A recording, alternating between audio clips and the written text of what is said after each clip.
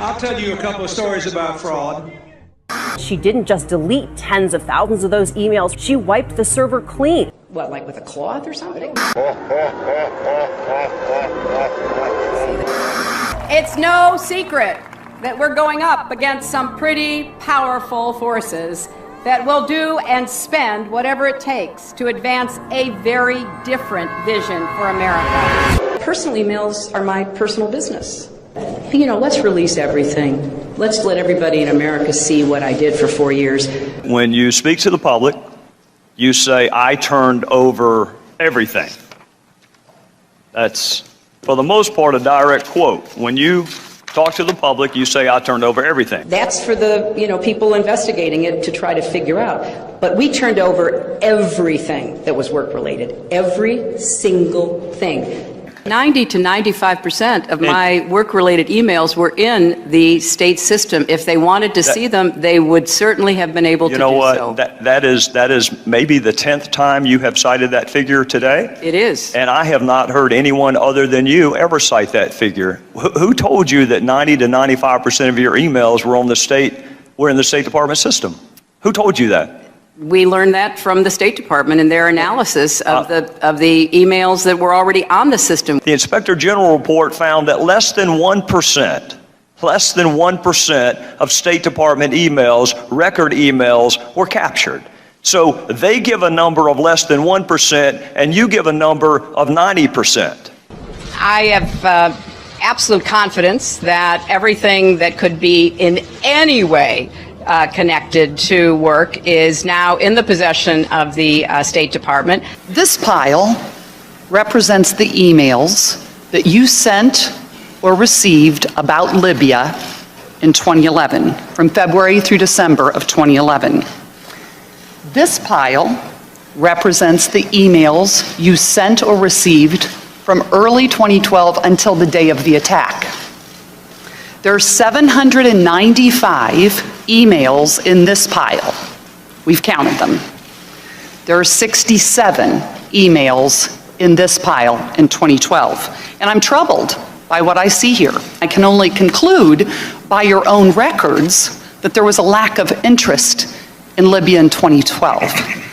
What difference at this point does it make? When I think back now to that day and what she knew, it shows me a lot about her character that she would choose in that moment to basically perpetuate what she knew was untrue. This was a fast-moving series of events in the fog of war, and I think most Americans understand. How about more generally? Do you think there's something you can do to get a majority of Americans to believe you're trustworthy? Hi, Secretary Clinton.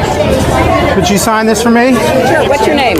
If you can make it out to Christopher Stevens. I think you knew him. Yeah, I'm not going to make it out to Chris Stevens. What difference does it make? Here it goes, here. The server contains personal communications from my husband and me. Only time I got on the internet, I did 2 emails, and I ordered Christmas presents from a reservation. Otherwise, I found people said embarrassing things on emails. I didn't want to be one of them.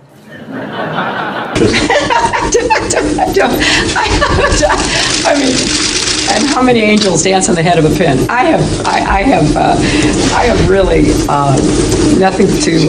How do you answer that? I feel sorry sometimes for the young people who, believe this. They don't do their own research. I am so sick of the Sanders campaign lying about me. I'm sick of it. Do you think New York State should recognize gay marriage? No. No. Okay. I believe that marriage is between a man and a woman. I do not support gay marriage. It really is great how long you've supported gay marriage. Yes. I could have supported it sooner. Well, you did it pretty soon. Yeah. Could have been sooner. Fair point.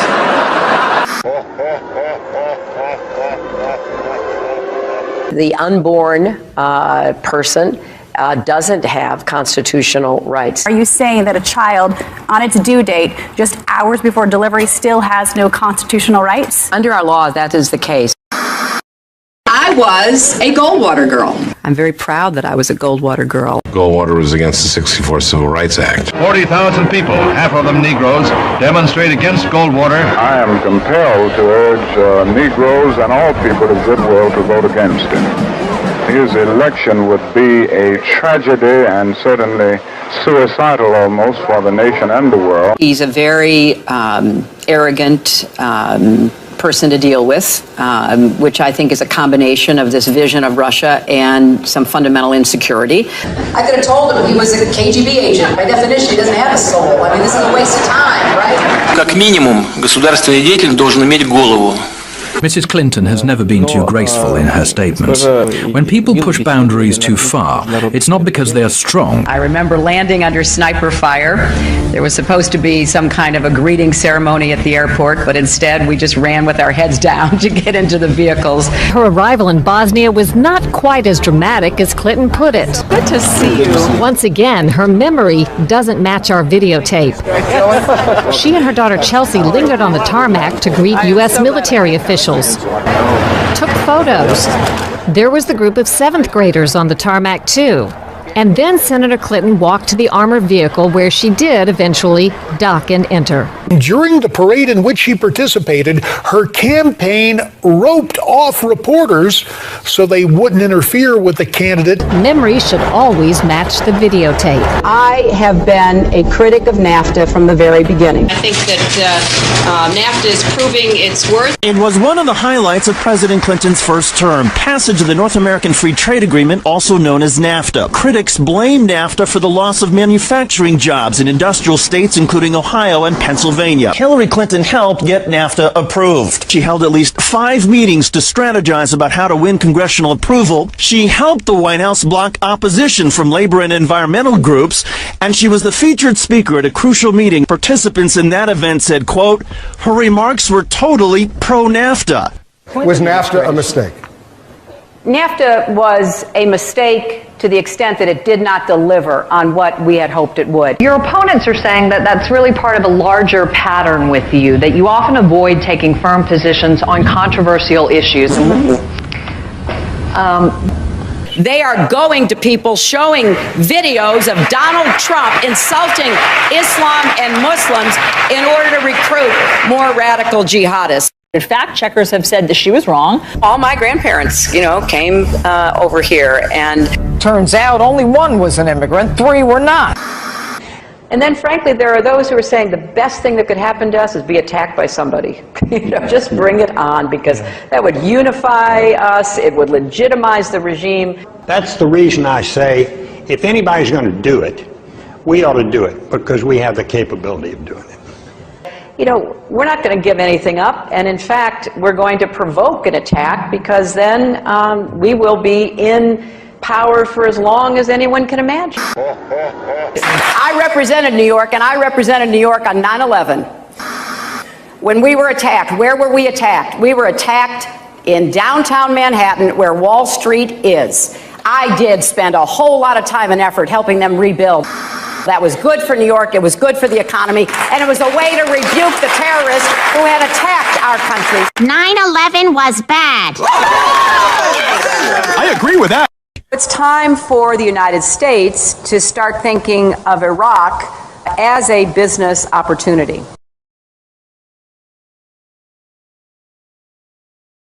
Hi, Secretary Clinton, will you release a transcript of your paid speeches to Goldman Sachs?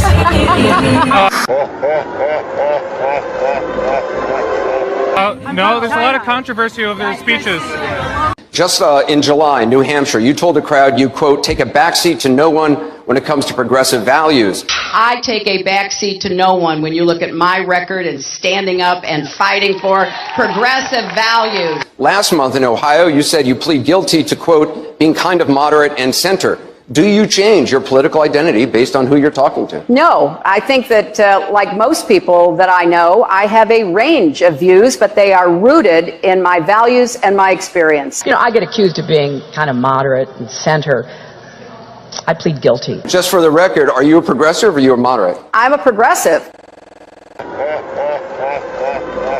I represented Wall Street as a senator from New York, and I went to Wall Street in December of 2007, before the big crash that we had, and I basically said, cut it out. Quit foreclosing on homes. Quit engaging in these kinds of speculative behaviors. Now, who's exactly to blame for the housing crisis? I think there's plenty of blame to go around. Home buyers who paid extra fees to avoid documenting their income should have known they were getting in over their heads. Are you a progressive or are you a moderate? I'm a progressive. Of course we have to deal with the problem that the banks are still too big to fail. We can never let the American taxpayer and middle-class families ever have to bail out the kind of speculative behavior that we saw. But we also have to worry about some of the other players. AIG, a big insurance company, Lehman Brothers, an investment bank. There's this whole area called shadow banking. That's where the experts tell me the next potential problem could come from. You were against same-sex marriage, now you're for it. You defended President Obama's immigration policies, now you say they're too harsh.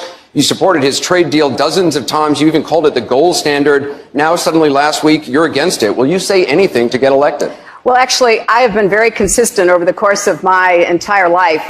Time and time again, you hear one thing in speeches, and then you see a campaign that has the worst kind of tactics, reminiscent of the same sort of Republican attacks on Democrats. Well, I am here to say that it is not only wrong, but it is undermining core democratic principles. Since when do Democrats attack one another on universal health care? I've looked at the legislation that Senator Sanders has proposed, and basically he does eliminate the Affordable Care Act, eliminates private insurance, eliminates Medicare, eliminates Medicaid, TRICARE, Children's Health Insurance Program. This is what drives people crazy. It drives them crazy. You know, why not just come out and lay it out? This is what makes people distrust not just these politicians, but Washington, but the administration, but anybody who even raises their hand and testifies under oath, believing you're not being straight with me.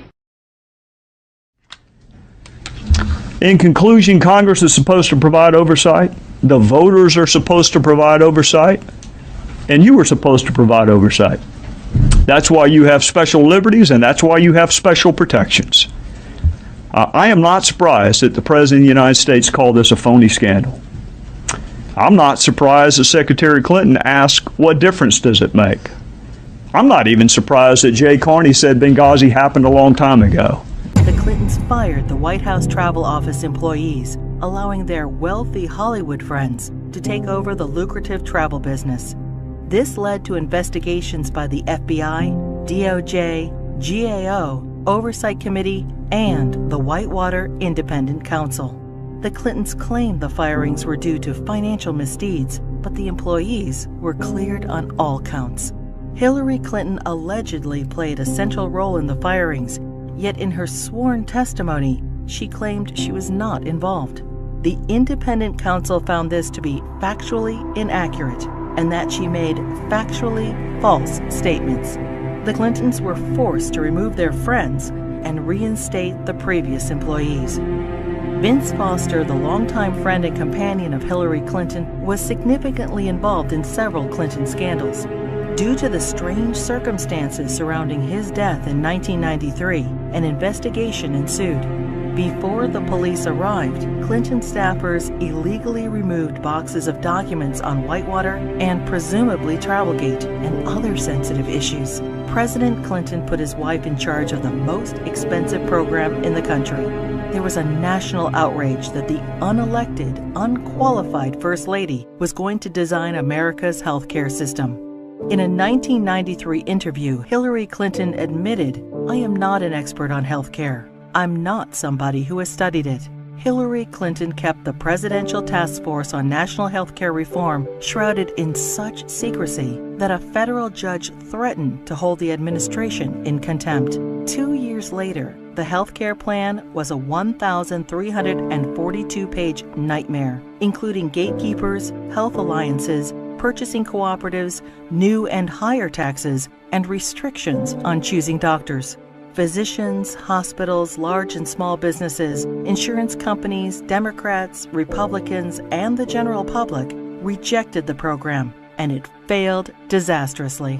the General Accounting Office put a price tag of $32 million on Hillary Clinton's healthcare fiasco. For dishonesty, Hillary Clinton and others were fined $450,000. Court costs to taxpayers were $725,000. In 1996, with Hillary Care fresh in their minds, Americans voted both the Senate and the House into Republican hands for the first time in over 4 decades.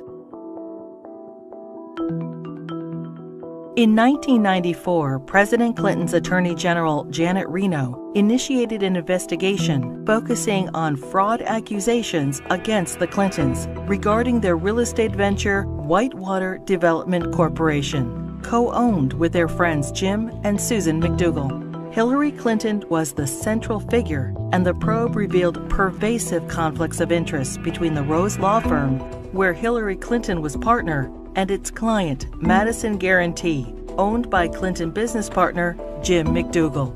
Hillary Clinton claimed billing records subpoenaed and critical to the investigation were lost. It is presumed they were stolen from Vince Foster's office the night he died. 19 months later, following the Clintons' acquittal, many of the missing records reappeared in the Clintons' residence. As they were covered with Hillary Clinton's fingerprints, she fell under suspicion of obstruction of justice. Their business partner, Susan McDougal, refused to testify against the Clintons, assuring they were not charged. Susan McDougal went to prison for her silence, but was pardoned by President Clinton. 15 Clinton associates were convicted of 40 federal crimes related to Whitewater. The independent counsel's report highlighted the president's abundant and calculating lies under oath, obstruction of justice, and abuse of power. During this case, many other alleged abuses were uncovered. The 4.5-year expanded investigation cost taxpayers $145 million.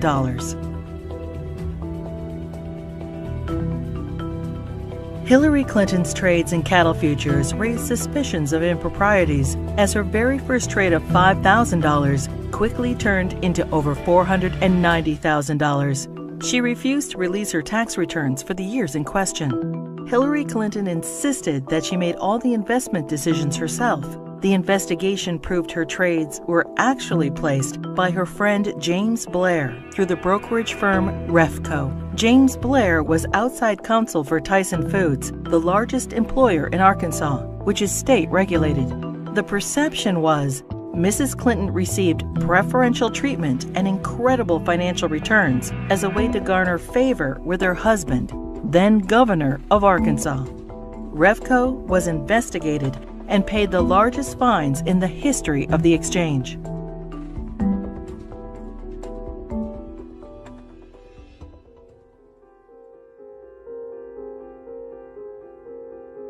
The Clinton administration improperly requested and received FBI background reports on 900 Republican officials. Hillary Clinton allegedly initiated the request to add data to her enemies list, leading to 3 separate investigations in 1996. In testimony, the White House Personnel Security Director refused to name Hillary Clinton as the source of the request, and he was forced to resign. Hillary Clinton claimed she was guiltless and was called a congenital liar in the New York Times. The fund was established so individuals or companies hoping to garner favor with the president could help pay the Clintons' endless legal bills. In 1996, the Justice Department investigated campaign fundraising abuses and cover-ups by the Clintons in connection with an effort by China to influence administration policies. In violation of U.S. law, agents for the Chinese government and military funneled millions into President Clinton's re-election campaign, the Clinton Legal Defense Fund, and the DNC.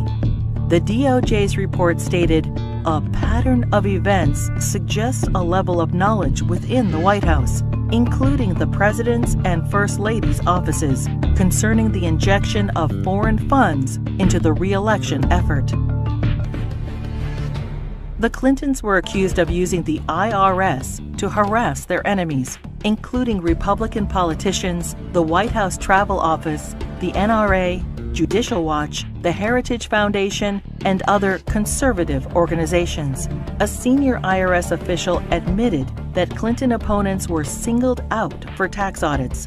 Also audited were Bill Clinton's female accusers, including Jennifer Flowers, Paula Jones, Juanita Broaddrick, and Elizabeth Ward Grayson.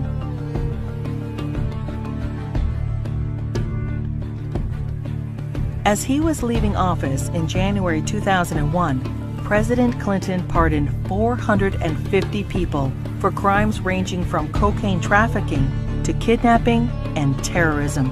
Several pardons personally benefited Hillary Clinton and were investigated for direct ties to her New York Senate bid. Mark Rich, a billionaire fugitive, owed the government over $160 million and was charged with tax evasion, wire fraud, racketeering, and trading with Iran.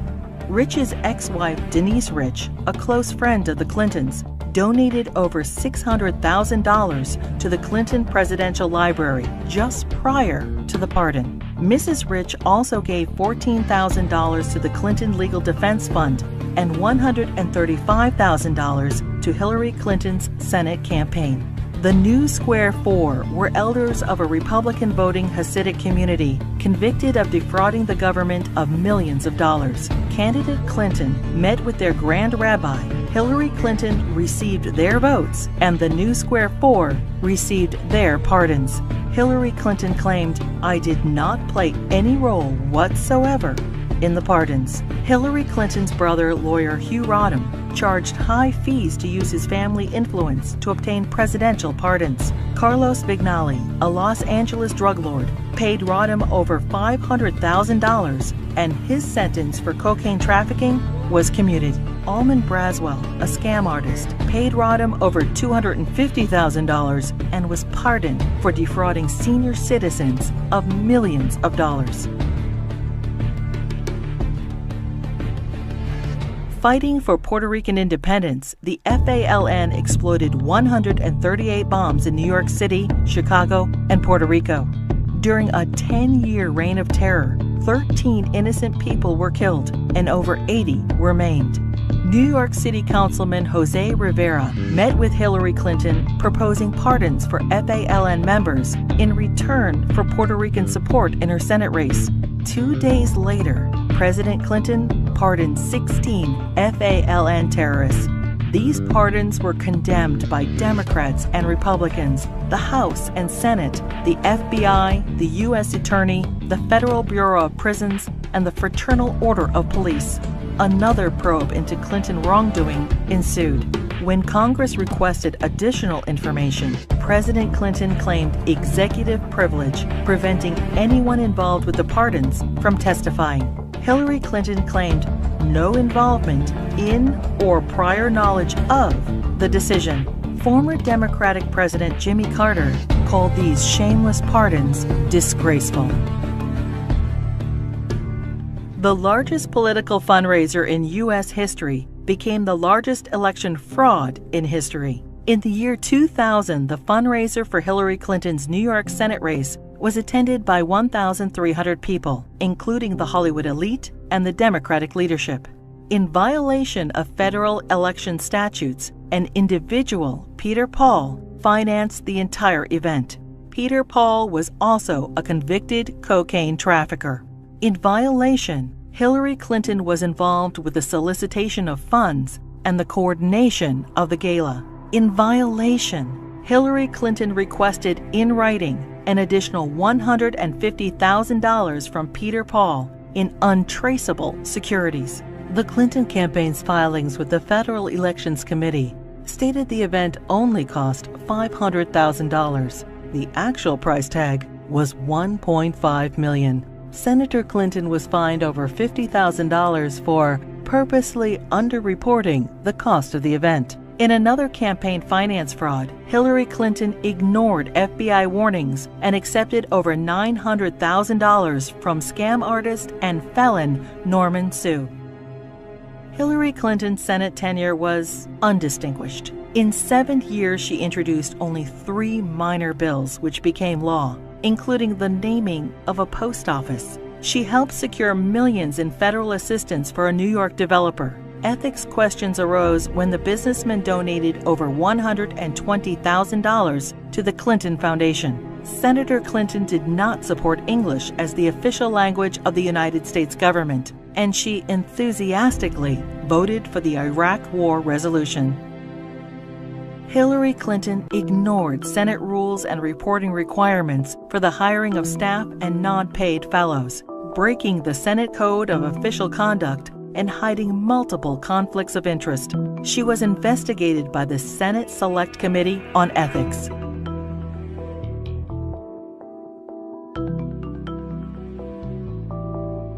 Hillary Clinton's long history of campaign finance abuses continued. Jeffrey Thompson and other fundraising bundlers for her failed 2008 presidential campaign pled guilty to conspiracy and campaign finance law violations. In the primaries, Democrats nominated the little-known junior Senator Obama over the well-known, scandal-ridden Hillary Clinton. In 2009, President Obama nominated Hillary Clinton as Secretary of State. In 2014, the State Department spokesperson was asked to identify one tangible achievement from Hillary Clinton's 4 years as Secretary of State. She responded, "I am certain those who were here at the time, who worked hard on that effort, could point out one." Secretary Clinton's tenure had no signature doctrine or diplomatic breakthrough. It was, however, 4 more years of scandals. The Clinton State Department wasted $80 million on a U.S. consulate in northern Afghanistan, which will never be completed. Under Clinton's name, the Foreign Service gathered details on foreign diplomats, our allies and officials of the UN, including internet usernames, email addresses, credit card numbers, fingerprints, frequent flyer account numbers, and work schedules. The Clinton State Department lost approximately $6 billion due to improper filing of contracts. The FBI, CIA, and the DOJ requested that Boko Haram be designated as a terrorist group so the agencies could pursue them. Secretary Clinton declined, and the group continued its reign of terror, including the kidnapping of 300 schoolgirls in Nigeria. A special investigator for the State Department claims probes into illegal acts by the Diplomatic Security Service and ambassadors were influenced, manipulated, or simply called off under Hillary Clinton. These include sexual assaults by State Department security officials in Beirut, endemic engagement of prostitutes by Hillary Clinton's security detail, drug use by State Department contractors in Baghdad, solicitation of child male prostitutes by U.S. Ambassador to Belgium. Secretary Clinton's spokesperson claimed Hillary Clinton had no knowledge of any of the scandals in her State Department. "We learned of it from the media and don't know anything beyond what's been reported."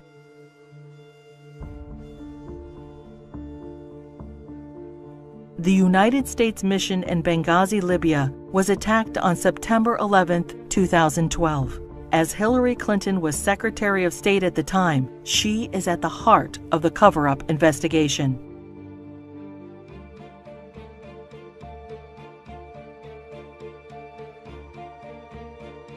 When she finally testified to Congress 4 months after the attack, she famously stated, "The fact is we had 4 dead Americans. Was it because of a protest? Or was it because guys out for a walk one night who decided they'd go kill some Americans? What difference at this point does it make?" Hillary Clinton testified that she submitted all documents requested by Congress. 20 months later, and only through a Freedom of Information Act request, 41 new documents were released, including changes to Ambassador Susan Rice's talking points. More documents are still being withheld.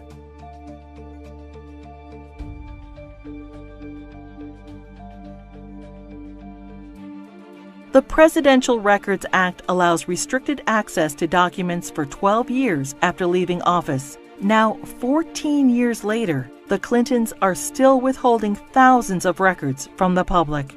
Over 300 Freedom of Information Act requests have been ignored, suggesting more damaging revelations about the Clintons. It is difficult to separate the Clintons' personal and political financial ventures from those of the Clinton Foundation. The New York Times expose on the Clinton Foundation details moral and fiscal chaos, shameless fundraising, and calls it mired in conflicts of interest. Run by old Clinton friends, it has been grossly mismanaged and, despite enormous donations, ran multi-million-dollar deficits. Already rife with conflicts of interest, the foundation's offices are now shared by the Hillary Clinton presidential campaign. Americans can give $2,300 to presidential candidates, but there are no limits on donations to foundations. Hillary Clinton cannot legally accept campaign donations from foreigners, but no restrictions apply to foundations. Secretary of State Clinton traveled to Moscow and pressed the Russian government to purchase planes from Boeing. 2 months later, contract in hand, Boeing donated $900,000 to the Clinton Foundation. The foundation's support from foreign interests hoping to influence U.S. policy is of grave concern. Foreign donations to the foundation increased by 70% when Hillary Clinton ran for president in 2008.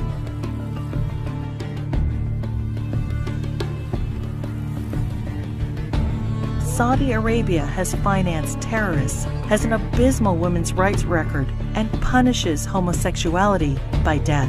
And yet, the Kingdom of Saudi Arabia is one of the largest supporters of the Clinton Foundation. In a Clinton co-presidency, every large donation could raise suspicions of improprieties or influence peddling and lead to non-stop investigations. Great story here for anybody willing to find it and write about it and explain it is this vast right-wing conspiracy. It's no secret that we're going up against some pretty powerful forces that will do and spend whatever it takes to advance a very different vision for America.